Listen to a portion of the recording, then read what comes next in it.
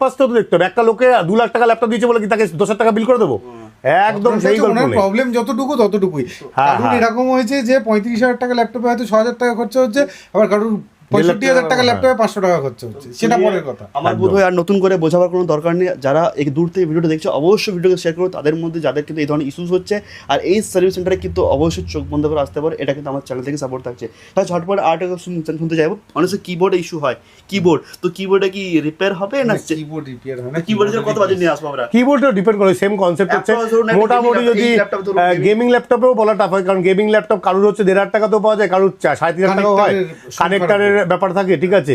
মানে gaming laptop আবার নাও পাওয়া যায়, মানে এরকম হচ্ছে ব্যাপার, ঠিক আছে। ত্রিপুরার কাস্টমারটা যার কিবোর্ডটা ওই সেম কেস। তো স্যার আরেকটা কথা ছিল যে যারা সার্ভিস দূর থেকে আসবে তারা এখানে বসে, মানে আমি যেখানে বসে আছি সেখানে বসে দেখে দেখতে না, এটা আমি পার্সোনালি প্রথম কথা আমরা যে ঘামছি, ঠিক আছে, হ্যাঁ এটাকেও সবাইকে ওই জন্য বলি ওই এখানে এসি রাখা হয় না। এটা অনেকগুলো কারণ আছে এসি না ইয়ে করার, কারণ ওদের পক্ষে একটু প্রবলেমেটিক হয় মাঝে মাঝে। ওরা বলে যে মানে ওই সোয়েট কনজামশনসের একটা ব্যাপার থাকে, ঠিক আছে, সেই জন্য ওরা বলে যে না সমিতা যতটা পারবো আমরা এইভাবেই কোলাবরেট করতে। এবং আরেকটা জিনিস আছে সেকেন্ডারি, যে এখানে কাস্টমার যখন লাইভ তোমরা ওর মানে সবাই প্রশ্ন করতে থাকে ওকে, এবার ও খুব পাজেল থাকে। ও এখানে ফোন দিচ্ছে, এখানে যে একটা ল্যাপটপ অলরেডি কাজ চলছে, কাজ করতে করতে একটা ল্যাপটপে কাজ করছে, ঠিক আছে, একটা হাতে তুলে আছে।